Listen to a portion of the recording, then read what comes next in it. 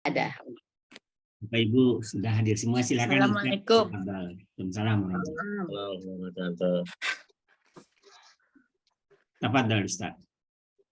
Ya. Assalamualaikum warahmatullahi wabarakatuh. Waalaikumsalam warahmatullahi wabarakatuh. Innal hamdalillah nahmaduhu wa nasta'inuhu wa nastaghfiruhu wa nastahdihi wa natubu ilaih wa na'udzu bihi min syururi anfusina wa sayyiati a'malina may yahdihillahu fala mudilla lahu wa may yudlil fala hadiya lahu. Asyhadu an la ilaha illallah wahdahu la syarika lahu wa asyhadu anna Muhammadan 'abduhu wa rasuluhu sallallahu alaihi wasallam wa ala alihi wa sahbihi ajma'in. Wa sallama tasliman katsiran jazilan wa ba'd. Syukur alhamdulillah di sore hari ini kita bisa bermajelis kembali. Ya, kita akan lanjutkan bahasan kita pada surah Ar-Ra'd ya, pada lanjutan ayatnya. Kita masuk di ayat 6. Sebelumnya kita tidak ada yang dibahas VR-nya ya, karena 100 semua ya. Jadi kalau mengiropkan sudah canggih-canggih gitu. Alhamdulillah. Ya. Alhamdulillah. Ya, nanti. Tapi buku 1 dengan buku 2 ada yang buku saya 2 beda itu Pak Ustadz. Oh gitu, beda ya. Ada soal yang kurang di buku yang lama. Oh, apa itu yang buku yang lama? Kurangnya di apa bukan? Buku yang lama sudah. Buku yang lama kurangnya di yang nomor 4. Nomor 4 udara itu sangat panas. Ininya kalau yang baru kan di musim panas sangat panas. Yastadul harufisol. Yastadul harufisol ya. Sofinya yang tidak ada, fisofi nggak ada. Oh gitu, iya. Ya kalau yang tamrin berikutnya nanti ada sedikit tantangan ya di tamrin yang kelima itu nanti karena merubah ya. Jadi nanti yang jumlah ismiyah dirubah jadi fi'liyah nanti untuk PR selanjutnya ya. Ya, kita masuk dulu di ayat selanjutnya, ayat yang ke-6 dari surah Ar-Ra'd. Ya, a'udzubillahi minasyaitonirrajim. Bismillahirrahmanirrahim. Ya. Dari ayat 6 silakan Pak Mazwar, ayat 6. A'udzubillahi minasyaitonirrajim.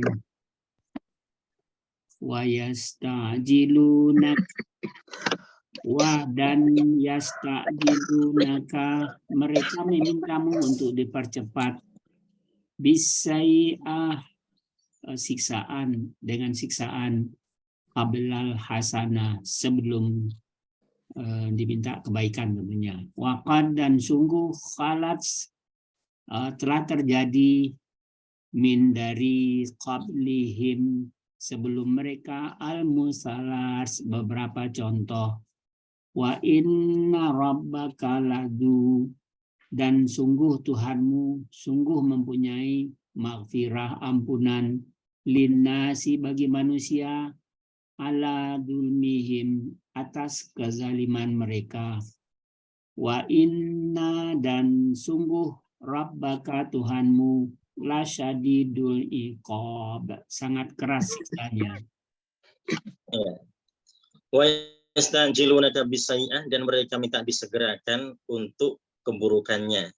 Ya, jadi mereka minta disegerakan, ditimpakan keburukannya. Nah, ini kembali pada ayat 5. Jadi ada kategori orang-orang yang mereka kekal di neraka, mereka menjadi ashabun nar, penghuni-penghuni neraka. Nah, mereka ini yastanjiluna bisai'ah, mereka minta disegerakan agar ditimpakan keburukan pada mereka atau ditimpakan bencana pada mereka qoblal hasanah, sebelum kebaikan. Waqad khalat min qablimul mathulat, padahal telah berlalu sebelum mereka contoh-contoh, maksudnya contoh-contoh yang Allah telah membinasakan kaum-kaum terdahulu, seperti kaum Nabi Nuh sampai pada kaum Nabi Syu'aib ya. Wa inna rabbaka ladzu maghfirah, dan sesungguhnya Tuhanmu benar-benar memiliki ampunan linnas, untuk manusia, ala dzulmim, atas kezaliman yang mereka lakukan. Artinya di sini kita mendapati manusia diberikan Allah kesempatan untuk bertaubat ya, diberikan kesempatan untuk memperbaiki diri karena Allah memberikan maghfirah, ampunan itu. Wa inna rabbaka lasyadidul iqab, dan sesungguhnya Tuhanmu benar-benar sangat keras hukumannya.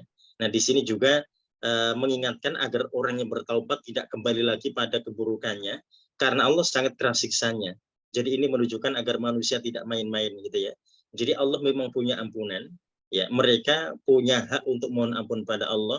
Mereka diberikan kesempatan untuk itu, tapi diingatkan di ujung ayat ini bahwasanya Allah itu lasyadidul iqab. Jadi ini tidak hanya syadid, tapi ada lam taukidnya di situ ya. Ya, jadi sesungguhnya Allah benar-benar sangat keras hukumannya. Jadi kalau mereka ternyata kembali lagi, maka disitulah mereka akan berhadapan dengan iqab atau hukuman Allah yang maha dahsyat atau maha keras di situ. Ya, jadi begitu adilnya Allah ya. Allah memberikan kesempatan pada manusia yang mungkin mereka pernah berbuat zalim, yang dimungkinkan mereka akan mendapatkan hukuman seperti hukuman yang pernah terjadi pada kaum-kaum terdahulu, tapi karena permohonan ampun mereka Allah bisa ampuni. Tapi jikalau sampai kembali lagi, maka mereka dinanti siksa yang keras. Nah, berikutnya pada ayat yang ke-7 pada itu kelihatan kembali lagi itu maksudnya wa inna rabbaka lasyadidul iqab ini apa tafsiran aja Ustaz? Oh ya, itu mengindikasikan jadi ayat selanjutnya ini wa inna rabbaka lasyadidul iqab ini untuk memberikan informasi terkait dengan Allah Maha Pengampun, mereka punya hak untuk mohon ampun pada Allah ya, dan Allah bisa mengampuni mereka. Nah, tapi kalimat ini itu bisa menjadi peringatan bagi mereka kalau sampai mereka kembali pada keingkarannya lagi, gitu ya. Allah sangat keras hukumannya. Jadi nanti maknanya akan seperti itu kalau kita dalami, gitu ya.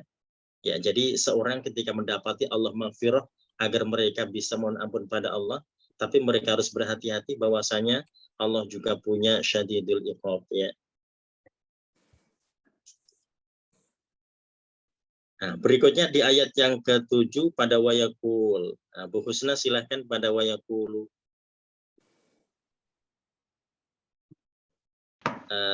Belum bunyi ya.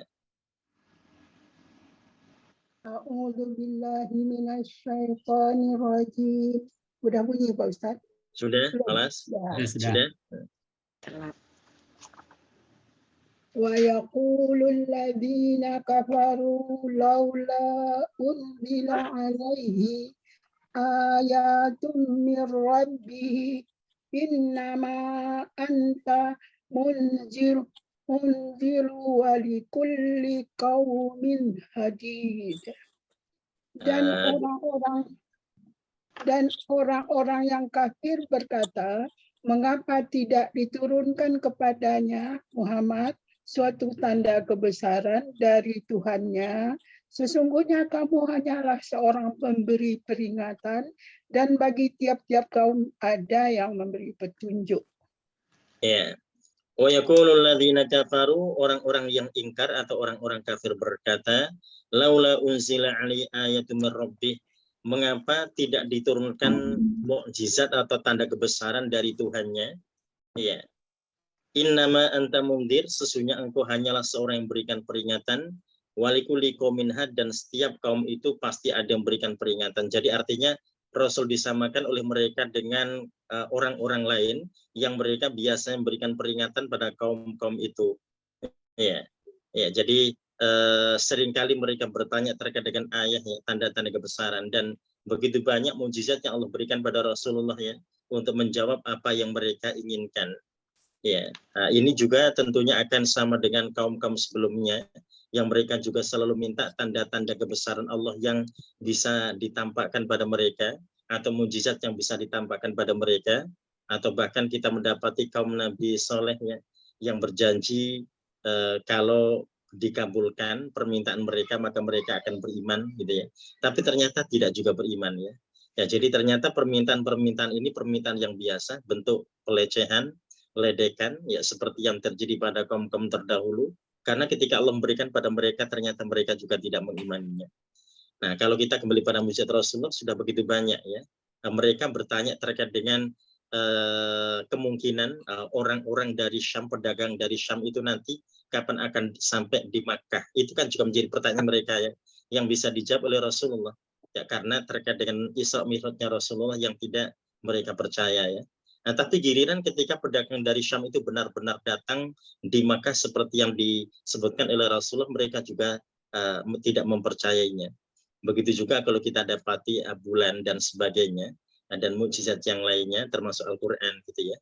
Nah, mereka sudah merasa kagum ya, dan mereka bahkan ada yang gandrung terhadap ayat-ayat ketika ayat itu diturunkan, tapi tidak memancing mereka untuk beriman ya, seperti Abu Jahal gitu ya, dan kawan-kawannya ya, mereka menggemarinya gitu ya. Jadi artinya sampai mereka menanti-nanti dan merindukan wahyu turun gitu ya, karena mereka begitu berdecak kagum dengan keindahannya, tapi apakah mereka mampu beriman? Ternyata tidak mengimaninya. Ya, berikutnya kita masuk di ayat yang ke-8 dari Allahu Ya'lam. Silakan Bu Linda.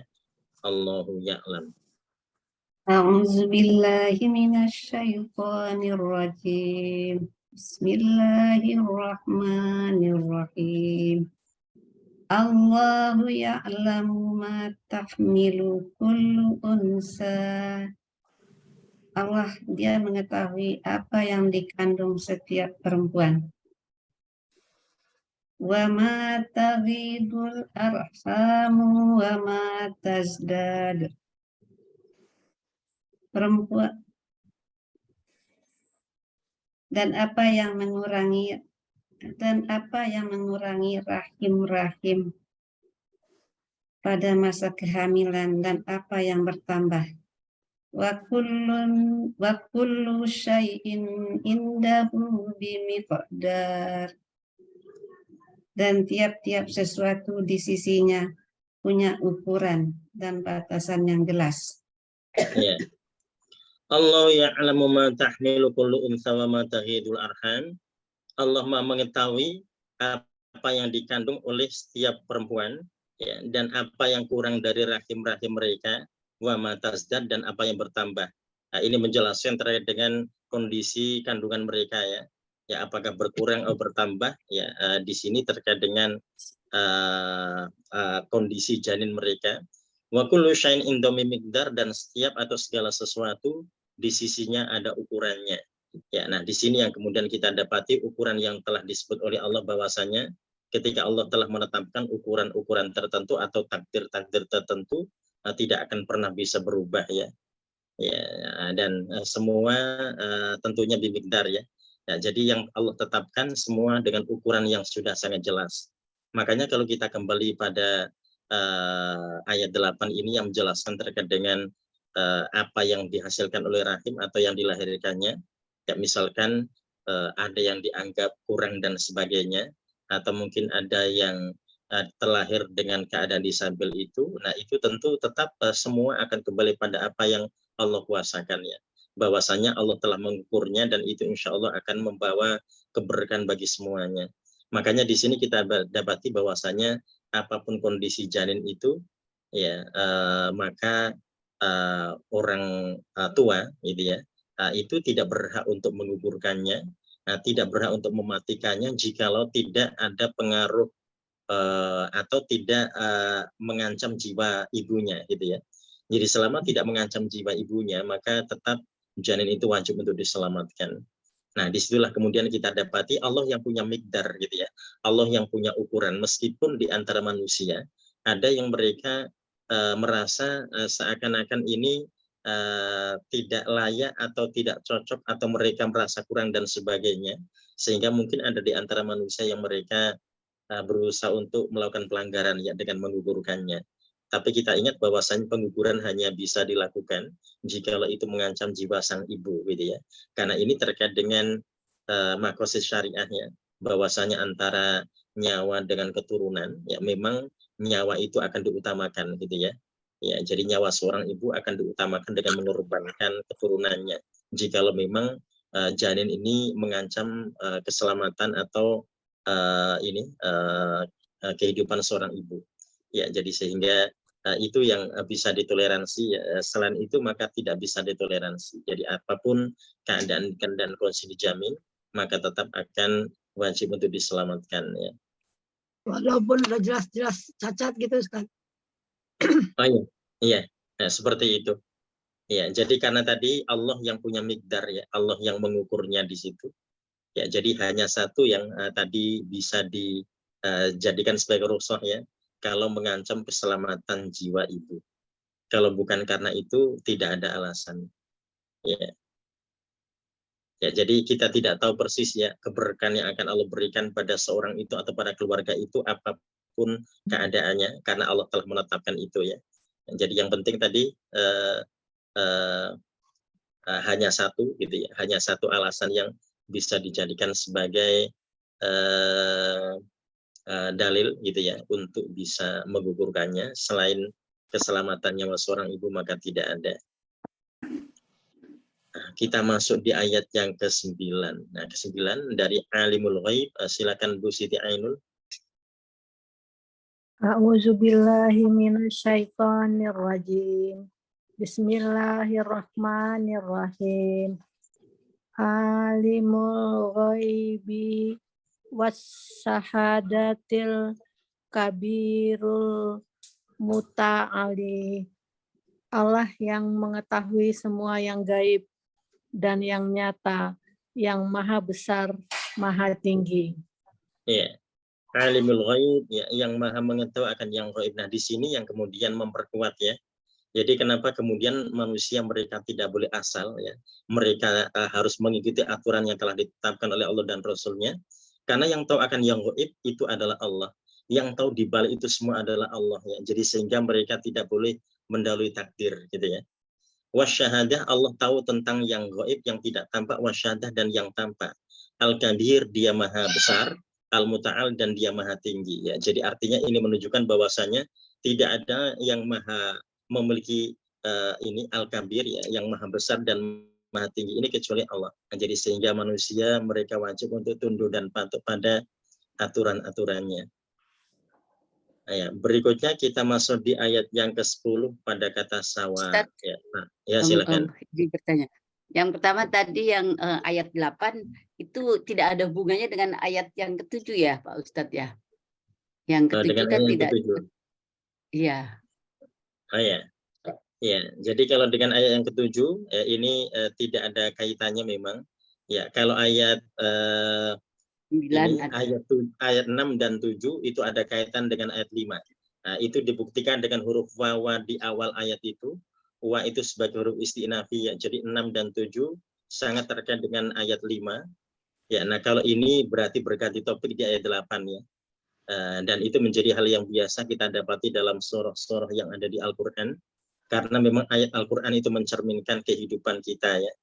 Ya, jadi habis menjelaskan terkait dengan perang, berikutnya menjelaskan sholat, berikutnya menjelaskan terkait pernikahan misalkan. Nah, itu memang menunjukkan bahwasanya dalam satu waktu bahkan itu bisa terjadi semua ya. Terjadi peperangan, mengingatkan terkait dengan sholat dan seterusnya gitu ya. Ya. Ya, jadi Ustadz, karena memang ini ya yang berikutnya, kalau ini melahirkan dengan sesar itu kan ditentukan sendiri waktunya itu Pak Ustadz. Bagaimana ya? Ya, ya. Mestinya tadi ya kembali pada ini, pada hasil rekam medis gitu ya. Ya, jadi kalau dokternya seperti apa gitu ya. Ya, jadi kalau memang tidak ada masalah ya, tidak ada masalah, mestinya mengikuti aja ya apa yang akan terjadi gitu ya. Karena memang tidak ada masalah. Jadi misalkan ya, tidak ada masalah ini kalau normal gitu ya. Tapi ternyata ada orang tua itu yang mereka bahkan tadi bahasanya ya, ambil tanggal cantik hanya alasan begitu saja gitu ya. Jadi misalkan oh pas ini 1 Januari, nanti sisa di 1 Januari padahal sebetulnya tidak ada kaitannya gitu ya. Ya, jadi tadi tidak ada alasan apapun di situ ya. Dokter mengatakan tidak ada masalah gitu ya, kelahirannya akan normal gitu ya. Jadi mestinya tadi ya bahasa dinikmati gitu ya, mensyukur nikmat Allah ya. Jadi betapa banyak orang yang mereka ingin semua itu baik-baik saja dalam keadaan normal-normal saja ya. Tapi ada orang-orang tertentu yang ternyata malah milih yang berbeda gitu ya. Hanya alasan tadi, alasan yang tidak begitu urgen gitu ya. Kenapa kita anggap tidak begitu urgen? Kalau tanggal ini, ya ini kan Allah mentakdirkan apa saja kan bisa terjadi pada seseorang. Ya, tidak ada lah istilah tanggal cantik atau tanggal tampan kan begitu ya. Dan ternyata itu terjadi gitu ya. Dan sebagian masyarakat ternyata ada yang ambil momen-momen seperti itu. Pak Ustadz mau tanya Pak Ya. Ustadz, hari Ya, ini silakan. kan kenaikan Isa Al-Masih. Terus Hmm. itu kenaikan itu jadi Nabi Isa itu berada di alam apa Pak Ustadz? Pada barzah atau apa? Oh ya, itu kan kepercayaan Nasrani gitu ya, bahwasa itu ada kenaikannya gitu ya.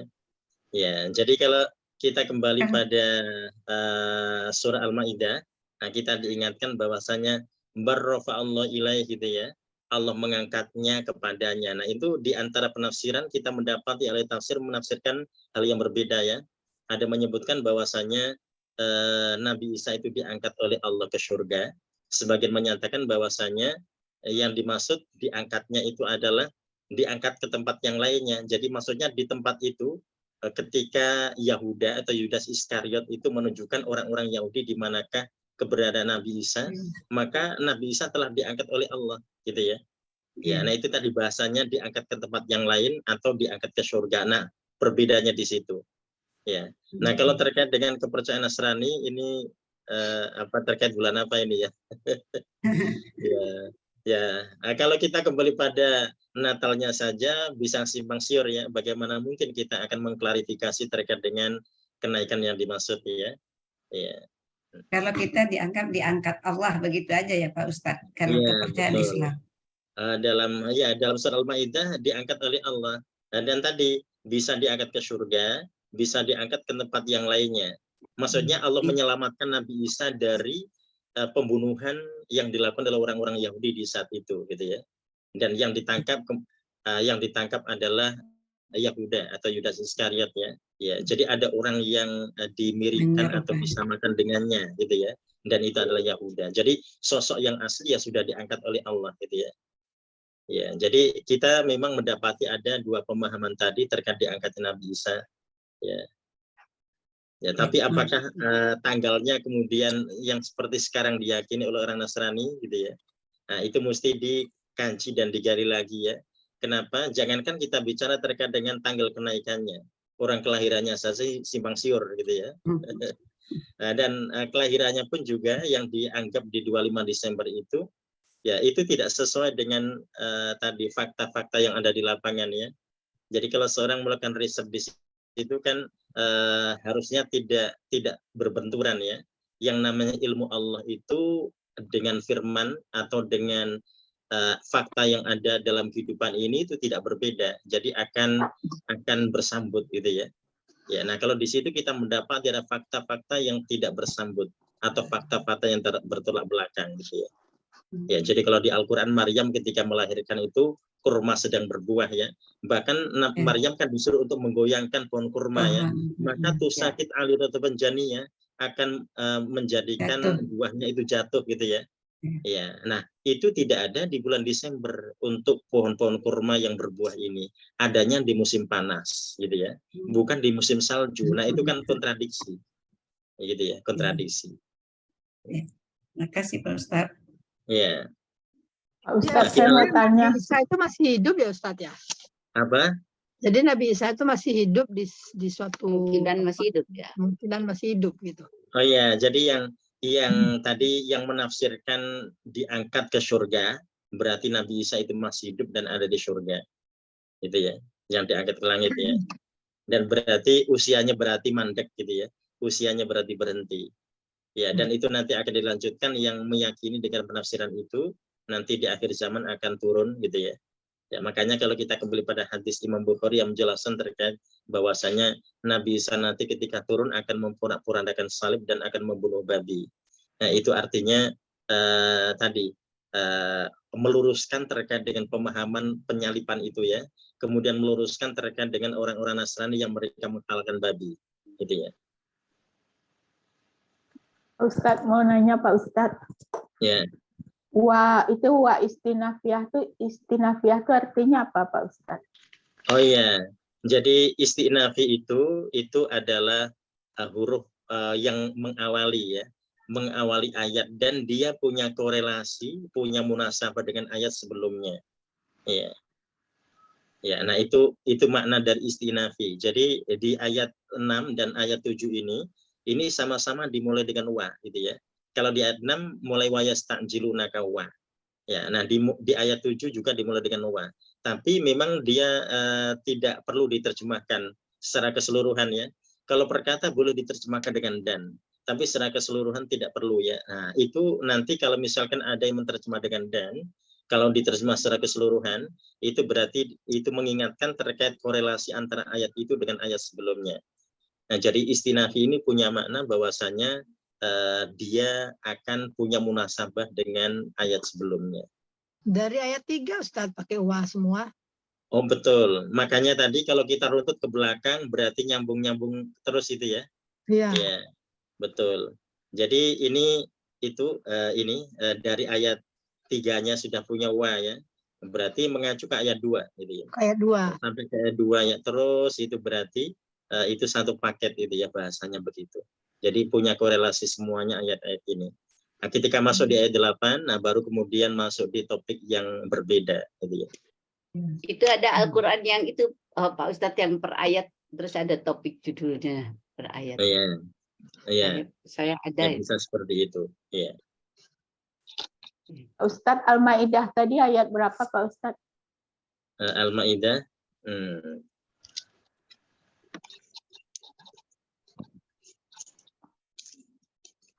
Saya lupa ayatnya itu ayat berapa itu ya. Nanti saya share di grup ya. Ya Pak Ustadz. Makasih Pak Ustadz. Ya, sama-sama. Ya, kita sekarang masuk di ayat 10 ya. Ayat yang ke-10 ayat Bu Ken, silakan ayat 10. Auzubillahi minasyaitonirrajim. Bismillahirrahmanirrahim. Sawa'un minkum man asarrul qaula wa man jahara bih.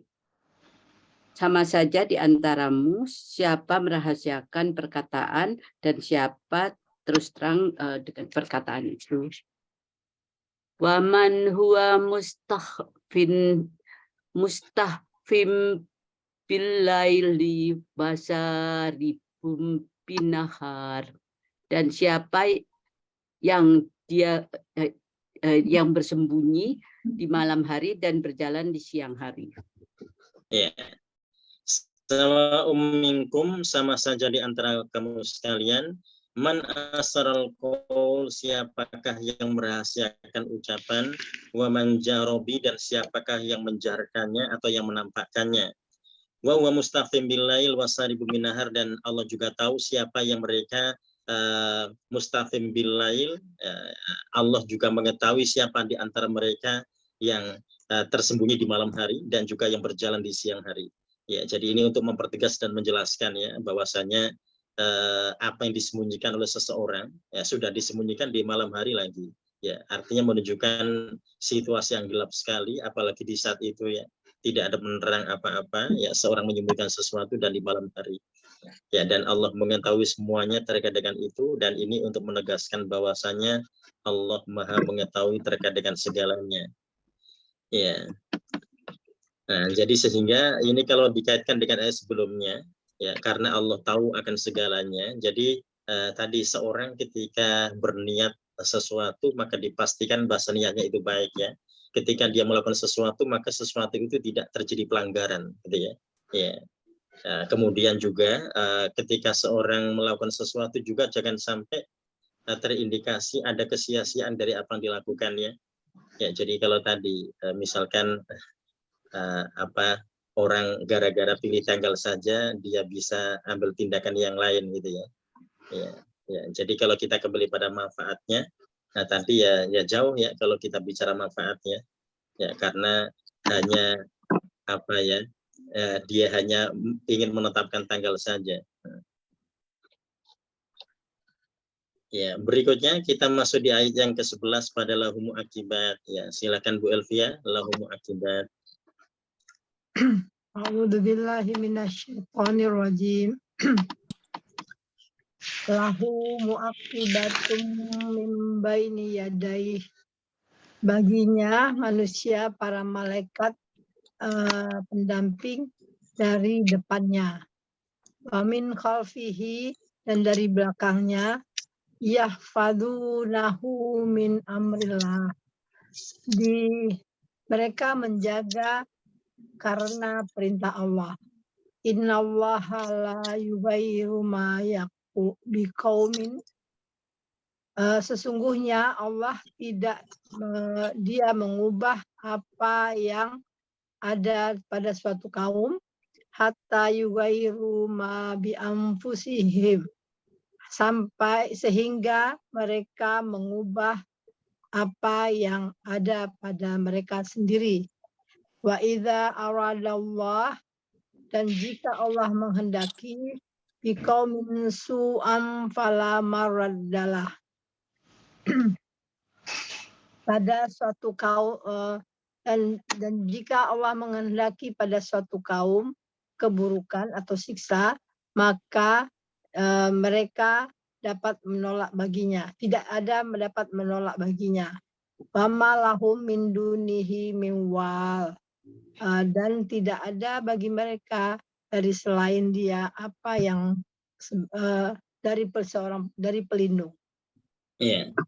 Lahu mu'aqibat, ya, dia punya penjaga-penjaga min baini aidihim, baik di depan mereka, wa min khalfi, atau di belakangnya. Ya, jadi ini kalau ayat 11 ini menjelaskan bahwa penjaga kita malaikat itu bukan di kanan dan di kiri ya, tapi di depan dan di belakang. Kalau kembali pada ayat 11 ya. Yahfadunahu, mereka menjaganya min amrillah, karena perintah Allah. Innallaha la yughayyiru ma biqaum, sesungguhnya Allah tidak merubah suatu kaum, hatta yughayyiru ma bi anfusihim, sehingga atau sampai mereka merubah diri mereka sendiri. Ya, jadi di sini kita mendapati bahwasanya malaikat tadi akan memberikan pencatatan di situ, meskipun di ayat ini kita mendapati yahfadunahu, ya, menjaganya, tapi penjagaan ini tentunya mereka tidak kemudian dikekang, atau mereka tidak mereka tidak dikekang, tidak ya, tapi mereka bebas melakukan apa saja sampai Allah tidak merubah suatu kaum sehingga mereka merubah dirinya mereka sendiri ya. Jadi artinya mereka dipersilakan melakukan usaha apa saja yang mereka kehendaki ya. Tetapi jangan sampai terjadi pelanggaran. Mengapa? Karena ada wa idza aradallahu bikum min su'an, jika Allah menghendaki keburukan pada suatu kaum, fala maraddalah, maka tidak ada yang dapat menghalanginya. Jadi artinya mereka tidak boleh melakukan pelanggaran-pelanggaran ya. Jadi usaha yang dilakukan berarti harus baik. Proses yang dilakukan berarti tetap sesuai dengan prosedur gitu ya. Karena kalau tidak, mereka akan dapatkan keburukan, dan jikalau keburukan terjadi, itu la maraddalah, tidak bisa ditahan. Itu pasti akan terjadi ya. Wa ma lahum min dunihi, dan tidak ada selain daripadanya bagi mereka miwal, seorang pelindung. Ya, jadi tidak ada seorang pelindung selain daripada Allah ya. Jadi sehingga dia mohon perlindungan kembali pada Allah. Jadi ikhtiar apapun, usaha apapun, maka semua akan dikembalikan pada Allah. Ya, ya. Jangan sampai terjadi pelanggaran-pelanggaran di sana. Ya, jadi kalau kita kembali pada aturan-aturan yang ada, sebetulnya manusia itu ketika mereka memegang teguh Al-Quran, mereka tahu gitu ya. Ya, ini salah, ini benar, dan sebagainya. Karena ketika seorang itu berusaha bertakwa, kan Allah sudah berjanji ya, Allah akan berikan furqan di situ ya. Kembali pada surah Al-Anfal, bahwasanya ketika seorang itu berusaha untuk bertakwa, maka Allah akan berikan furqan. Orang itu akan bisa membedakan mana yang hak, mana yang batil, mana halal, mana haram gitu ya. Ya, nah ketika mereka sudah bisa bedakan, maka mereka mesti berhati-hati dan waspada. Tapi kalau tidak bertakwa akan sulit membedakan. Jadi meskipun kalau ditanya ini baik atau tidak, pasti mereka bisa mengatakan itu baik ya, atau bisa mengatakan itu buruk. Tapi belum tentu mereka akan bisa melakukannya ya. Itu bagi orang-orang yang tidak bertakwa dan tidak beriman. Jadi nanti baik buruk akan diterjang saja, hal haram akan dia terjang saja, jikalau dia tidak terbiasa untuk mengimani. Pak Ustadz, maksud ayat tadi kan Allah tidak mengubah kondisi suatu kaum sehingga mereka mengubah kondisi mereka sendiri. Betul. Nah itu bagaimana supaya yang diinginkan manusia yang kaum itu supaya diridhoi Allah sehingga berubah. Kadang-kadang kan misalnya usaha, tapi nggak sesuai dengan yang diharapkan gitu Pak Ustadz. Iya. Kalau kita kembali pada Rasul Zalzalah, itu tidak ada yang tidak dia dapatkan dari usahanya ya. Jadi may ya'mal mithqala dzarratin khairan yarah. Jadi kalau dia berbuat kebaikan, jadi dia berusaha dan baik usahanya itu sekecil apapun, itu akan ditampakkan oleh Allah. Nah, itu artinya tidak hanya di akhirat saja ya, sebagai bentuk pahala. Di dunia juga dia akan mendapatkan gitu ya. Akan mendapatkan hasil jerih payah yang telah dia lakukan. Nah, hanya saja manusia kan seringkali tidak tahu ya. Ya, bahwasanya kebaikan itu datang kapan gitu ya. Apakah kebaikan itu sudah datang atau belum, seringkali mereka tidak sadar terkait dengan itu. Tapi mereka harus yakin bahwasanya pasti akan ditampakkan oleh Allah, tidak mungkin tidak. Dan begitu juga dengan keburukan yang dia lakukan, pasti akan ditampakkan oleh Allah. Nah, seorang ketika berusaha dan ternyata hasilnya belum sesuai dengan rencananya, ya itu tadi yang kita bicara dengan miqdar ya. Allah punya ukuran gitu ya. Apakah akan ditunda atau diganti dengan yang lain, karena yang mengukur adalah Allah. Jadi begini, kita seringkali berandai-andai ya, ketika ada anak kecil yang minta dia bermain pisau gitu ya. Ya, dia itu pasti pengen gitu ya, dia punya tujuan tertentu ya untuk mengiris apa gitu ya. Ternyata ketika orang tuanya tahu, diambil pisau itu oleh orang tuanya. Nangislah dia ya. Nah, mungkin dia merasa kecewa karena tadi apa yang dia inginkan itu tidak tersampaikan gitu ya. Tapi itu untuk kebaikan bersangkutan, karena orang tuanya bisa mengukur gitu ya. Itu bahaya, itu bahaya buat anak yang baru umur 2 tahun misalkan ya, bahaya sekali dia megang pisau. Dapat dari mana tadi gitu ya. Nah, itu contoh ya. Nah, itu tadi manusia ketika mereka berikhtiar, boleh jadi mereka mungkin merasa sedih ya. Ketika ikhtiarnya itu seakan-akan tidak menghasilkan, tapi kita yakin bahwasanya ada hasilnya. Cuma tadi boleh jadi Allah mengganti, boleh jadi Allah menunda, karena Allah yang tahu ukuran apa yang terbaik buat kita, gitu ya. Nah, seperti itu. Ya, jadi kalau kembali pada ayat ini, ayat 11 ini, kalau kita sudah berikhtiar itu berarti kita tinggal tawakal saja. Kalau seandainya rasanya belum datang, gitu ya, rasanya belum datang, kita harus yakin pasti tidak ada yang tadi terlupakan oleh Allah. Ya, jadi semua akan ditampakkan. Jadi bisa indah pada waktunya, atau mungkin nanti akan Allah ganti dengan yang lainnya, atau boleh jadi seorang itu kemudian diganti oleh Allah, dijauhkan dari mara bahaya. Jadi maksudnya banyak sekali kemungkinannya gitu ya.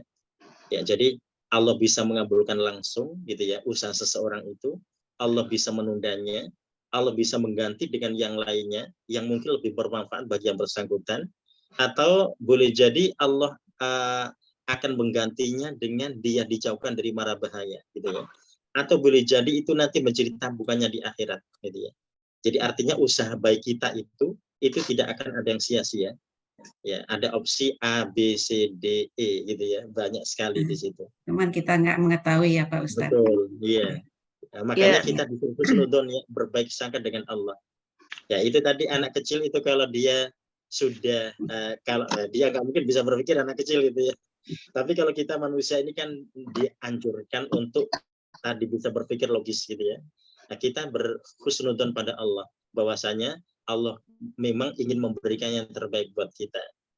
Berarti sesuatu yang dihindarkan Allah dari kita itu berarti belum baik buat kita. Ya, makasih Pak Ustadz. Tanya Pak Ustadz, Pak Ustadz. Ya, silakan. Assalamualaikum warahmatullahi wabarakatuh. Waalaikumsalam. Ini kan ada satu kejadian, memang kejadian dan sampai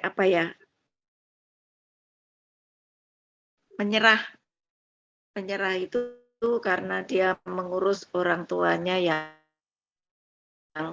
sakit, kadang-kadang tidak kuat, sampai dia sendirikan untuk waktunya setiap makan.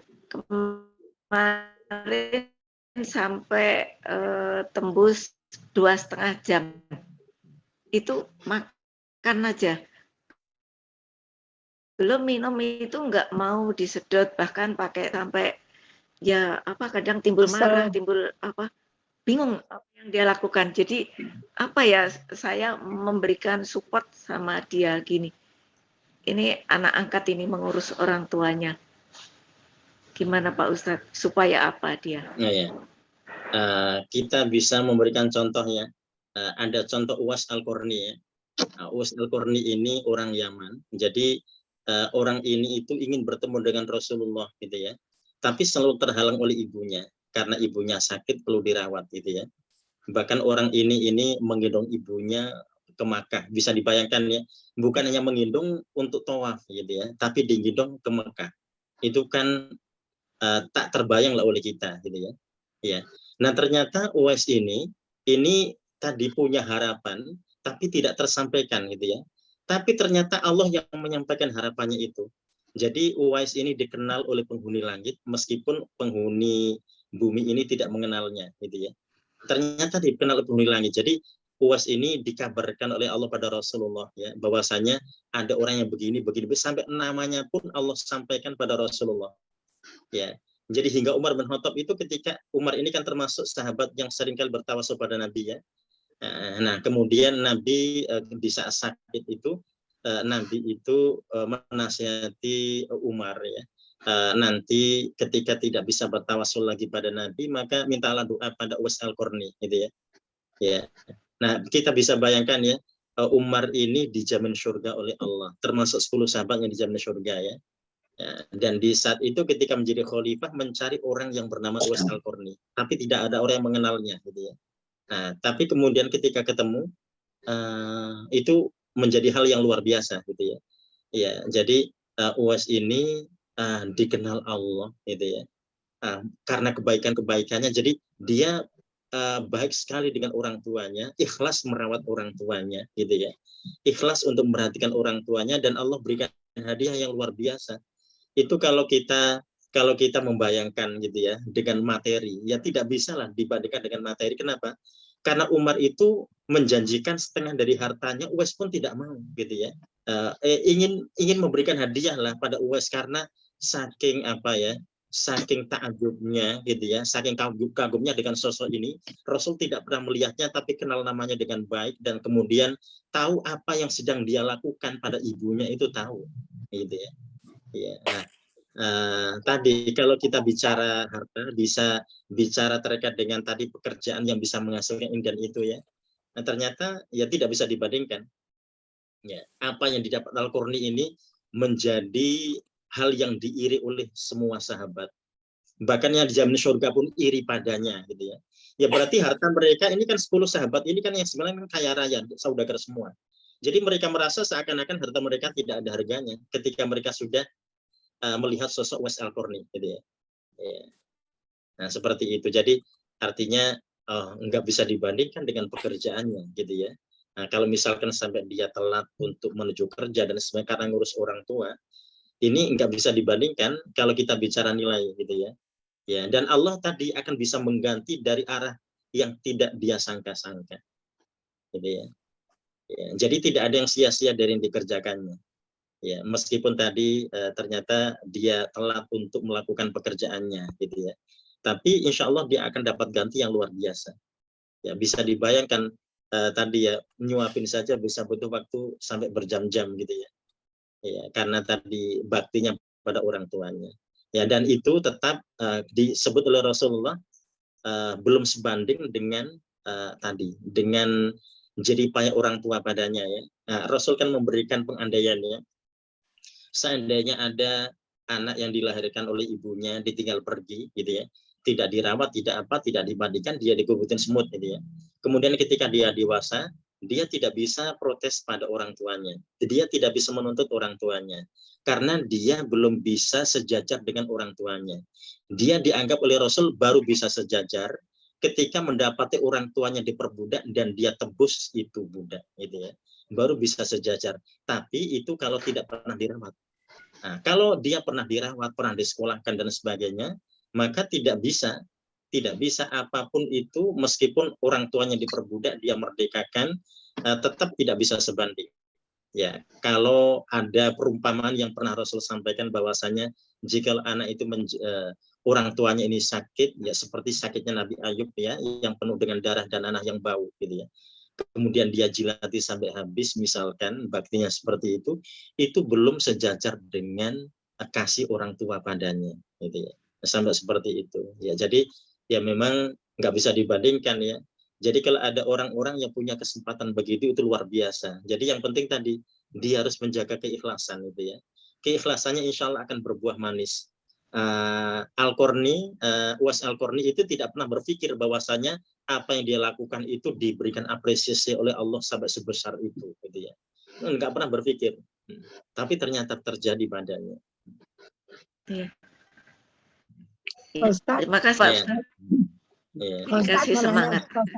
Iya. Ustaz, ini di ayat 11 ini kan ini sesungguhnya Allah tidak mengubah keadaan suatu kaum sebelum mereka mengubah keadaan diri mereka sendiri. Pasti Iya. kepada kebaikan ya kan. Iya betul. Tapi di dalam kalimat yang kedua, dan apabila Allah menghendaki keburukan terhadap suatu kaum, maka tidak ada yang dapat menolaknya. Jadi apa anunya dengan usaha orang yang untuk kebaikan itu kalau seandainya Allah gimana apa namanya itu mesinkronkan pikiran kita secara awam gitu bahwa ini seolah-olah bertolak belakang gitu, Ustaz. Kalau seorang belum mendapatkan apa yang dia rencanakan itu bukan berarti keburukan. Itu bukan berarti keburukan ya.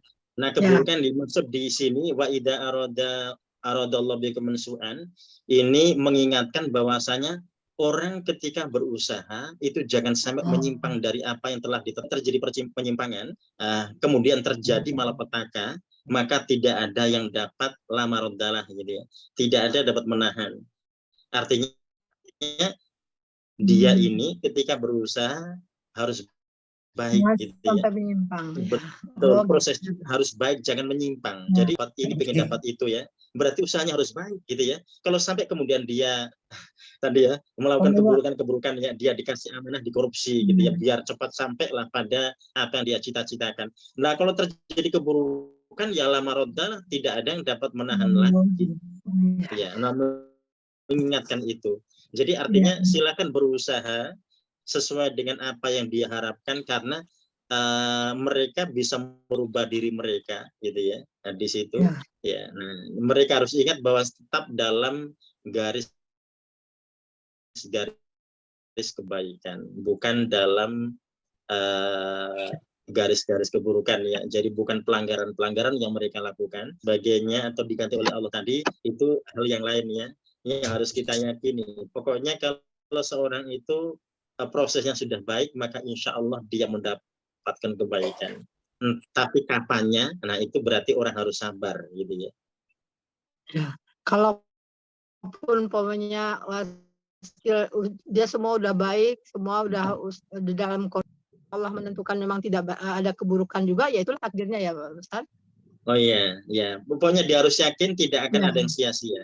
Ya, jadi itu berarti ujian ya. Kalau terjadi sesuatu yang tidak diharapkan, ya itu ujian dari Allah gitu ya. Ya, karena hidup ini kan ujian ya. Kalau kita kembali pada surah Al-Ankabut ayat 2 ya, bahwasanya hidup ini ya memang ujian. Ya, afahisabana su'ayyatruqa yaqulu amanu mulai mutanun ya. Nah, jadi manusia itu tidak akan dibiarkan mengatakan kami beriman tanpa diuji. Ya, jadi mereka pasti diuji gitu ya. Ya, terima kasih Ustaz. Ya. Ya, sekarang masuk di ayat 12. Ayat 12 ini silakan Bu Tuti, ayat 12. Ayat 12 ya, Pak Ustaz ya. A'udzu billahi minasyaitonir rajim. Bismillahirrahmanirrahim. Walladzi barqa khaifu wa doma'u. Dialah Allah yang memperlihat ketakutan dan harap, dan Dia Allah mengadakan awan yang tebal. Ya. Walladzi yurikumul barqa, dialah Allah yang memperlihatkan pada kamu sekalian akan al-barqa ya, kilat, khaufa wa tama'a, yang itu bisa mengakibatkan orang itu takut ya, wa tama'an dan penuh harap ya. Wa yunshi'us sahabat thiqal, dan Allah lah yang mengatur as-sahab, ini awan athiqal yang tebal, masa mendung ya. Nah, di sini kembali pada kilat yang bisa kita lihat dan sebagainya. Ini memang Allah sengaja memperlihatkan pada kita. Nah, ketika kita melihat itu, nanti di ayat yang ke-13 itu ada bahasa tasbih ya. Jadi artinya kita bertasbih subhanallah. Ada kita mendengar guru, kita membaca subhanallah. Kita melihat ada kilat, subhanallah. Ada petir, kita membaca subhanallah ya. Nah, itu nanti tasbihnya yang ada di ayat 13-nya. Ya, nah ini yang di 12 ini kita diingatkan bahwasanya ya kita memang bisa menyaksikan itu. Bisa menyaksikan itu semuanya ya. Ya, dan memang di sana tentu ada kekhawatiran ya, ada kekhawatiran dan ada kecemasan ya. Ya, jadi sehingga seorang disuruh bertasbih pada Allah. Nah, ini tadi pesannya seperti itu di ayat yang ke-12. Jadi pesannya seorang tetap bertasbih pada Allah ya, mensucikan Allah. Jadi bukan menyekutukannya gitu ya. Nah, jadi jangan sampai kemudian seorang beriman mempercayai hal-hal yang tidak jelas ya, termasuk hurufat tahayul terkait dengan petir atau terkait dengan kilat itu. Ya, jadi mereka harus yakin mereka bertasbih mensucikan Allah karena Allah yang menciptakan itu semua dan itu adalah makhluknya. Ya.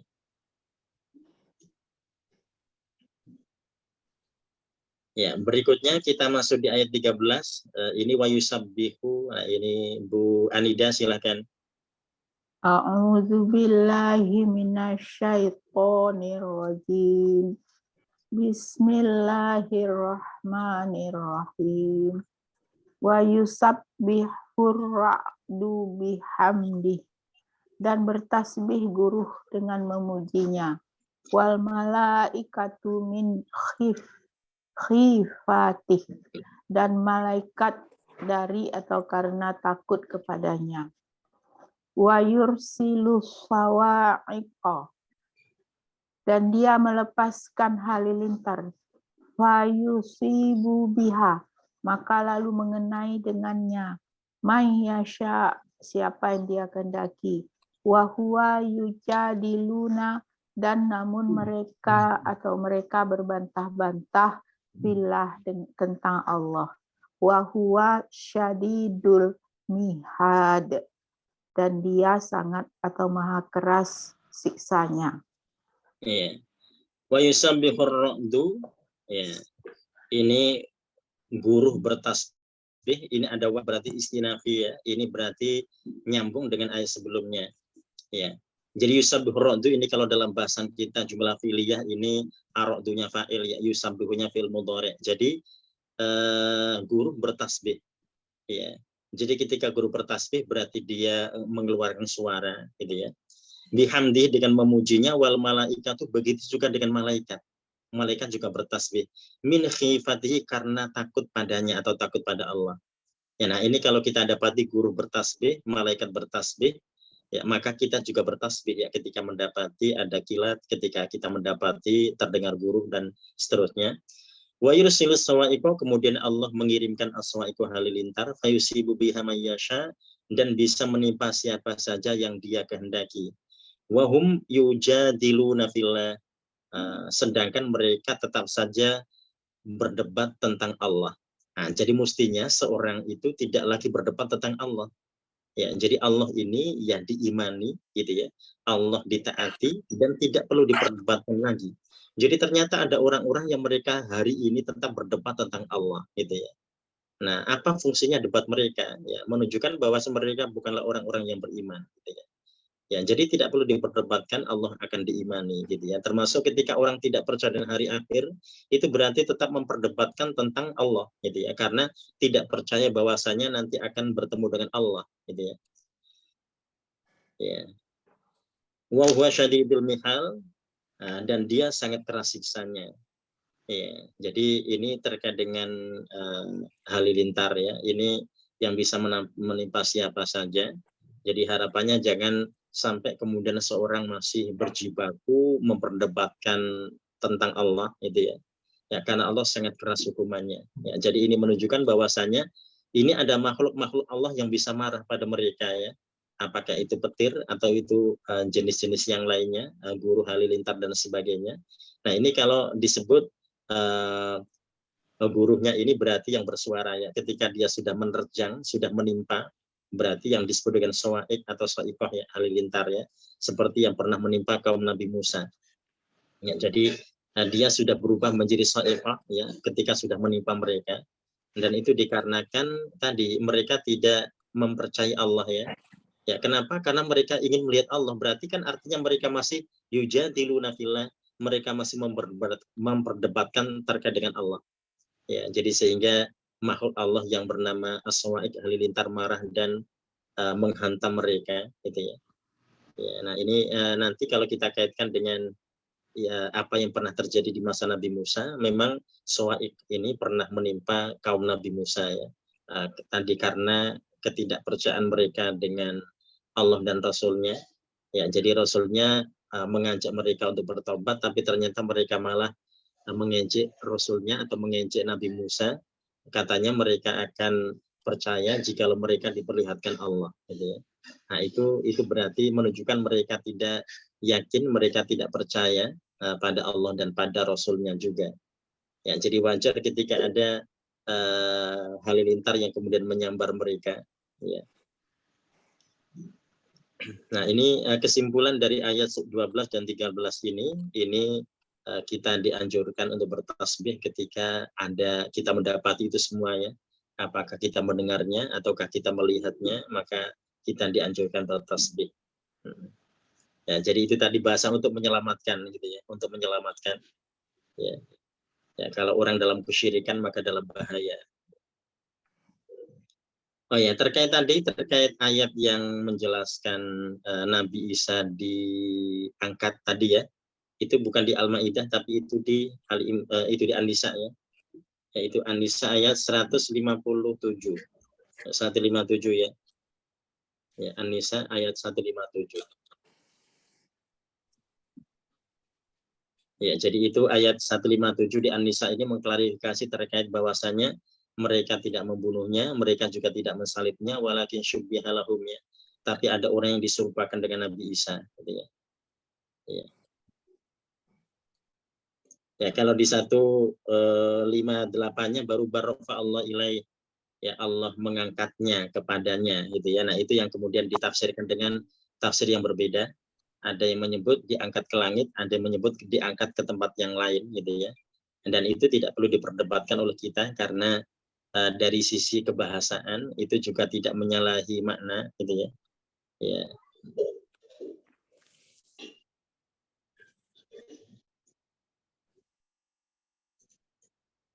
Ya.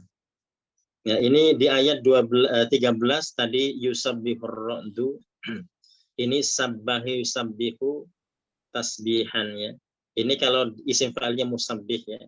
Ya, jadi kalau kita buat ini jumlah ismiyah ini ar-ra'du musabbihun. Ar-ra'du musabbihun ya. Nah, jumlah fi'liyahnya yusabbihur ra'du. Nah, ini nanti terkait dengan PR kita di tamrin 4 nanti tamrin 5. Nah, tamrin 5 nanti seperti itu. Jadi di tamrin 5 ini ada 6 nomor 1 sampai 6. Itu semuanya jumlah ismiyah. Nah, kita diminta untuk membuatnya atau merubahnya menjadi jumlah fi'liyah ya. Ya, jadi semua jumlah ismiyah di tamrin 5 ini ada 6 nomor yang kita diminta untuk merubahnya menjadi jumlah fi'liyah. Nah, tadi saya contohkan kalau di ayat 13 ini yusabbihur ra'du ini jumlah fi'liyah ya. Kalau saya rubah jadi ismiyah ar-ra'du musabbihun. Jadi kita menggunakan ilmu sharaf kita di situ ya. Ya, jadi ar-ra'du musabbihun. Jadi yusabbihu ini kalau kita tasrifkan sabbaha yusabbihu tasbihan tasbihatan tasbahan tisbahan musabbahan fahuwa musabbihun. Nah, musabbihun itu isim fa'ilnya ya. Ya, nah di tamr 5 ini semua sudah isim fa'il semua. Nah, jadi ini karena mubtada khobar semua ya, dan khobarnya semuanya isim fa'il gitu ya. Nah, nanti tugas kita isim fa'il ini kita rubah jadi fi'il, boleh fi'il madhi boleh fi'il mudhari boleh. Nah, setelah kita rubah menjadi fi'il, kita letakkan di depan gitu ya. Nah, seperti di ayat 13 ini. Jadi ar-ra'du musabbihun gitu ya. Kemudian musabbihunnya kita rubah jadi yusabbihu, kita taruh di depan jadi yusabbihur ra'du. Nah, seperti itu. Ya. Jadi contohnya ar-ra'du musabbihun menjadi yusabbihur ra'du. Ya. Nah, ini ada 6 nomor 1 sampai 6. Ada al-waladuna imun sampai al-mataru katsirun. Nah, itu nanti silahkan khobar-khobarnya semua, ada 6 khobar ini dirubah jadi fiil, boleh mati, boleh mudhari. Setelah itu diletakkan di depan, gitu ya. Dan kita pastikan fiil, fa'il, jadi berarti menjadi fiil dan fa'il ya, menjadi jumlah fi'liyah. Jadi Pak Ustadz, jadi Ya. yang kita naimun itu dirubah jadi fiil, gitu ya? Betul, betul. Boleh mati, boleh mudhari. Tapi Ya. letaknya tidak boleh tetap di situ ya. Ya, dirubah di Letaknya depan. harus pindah. Ya, Ke depan. ya betul, Oh. ke depan. Karena dirubah jadi jumlah fi'liyah, jadi dia harus pindah ke depan. Jadi Ya. semua jumlah fi'liyah adalah jumlah atau kalimat yang diawali fi'il, gitu ya.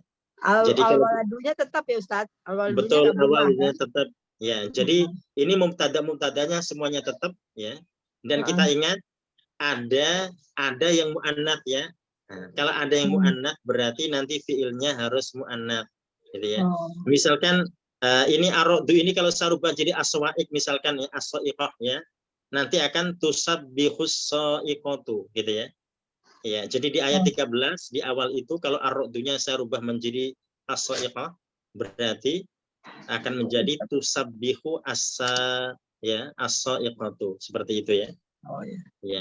Jadi nanti yang muannas berarti diperhatikan, yang mudzakkar diperhatikan. Ya, ini ada yang berapa muannas kira-kira? Yang muannas ada berapa? 2. Nah, ya betul, ada 2 ya. Nah, seperti itu. Ya, jadi yusabbihu ar-raddu mudzakkar, tusabbihu as-saiqatu muannas. Kenapa? Musyrikatun. Ya. Satu lagi. Ya, satu lagi dari bawah. Iya. Jadi kata kerjanya pakai hiya dong ya. Iya.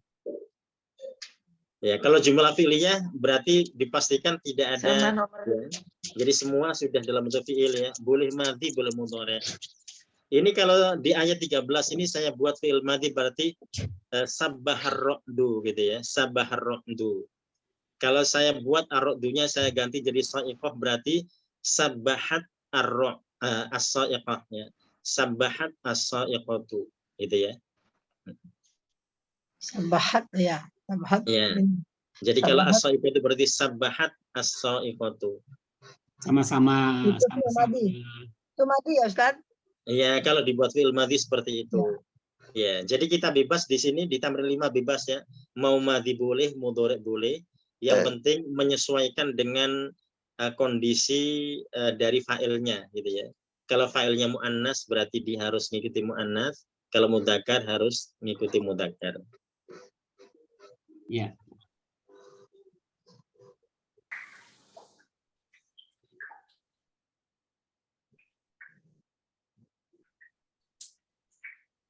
Jadi kita nggak bikin kata kerja baru, tapi yang ini yang dijadiin kata kerja. Betul. Ya. Jadi kita tidak bikin kata kerja baru, tapi khobar-khobar itu yang kita rubah jadi fi'il. Khobarnya dirubah jadi fi'il. Iya.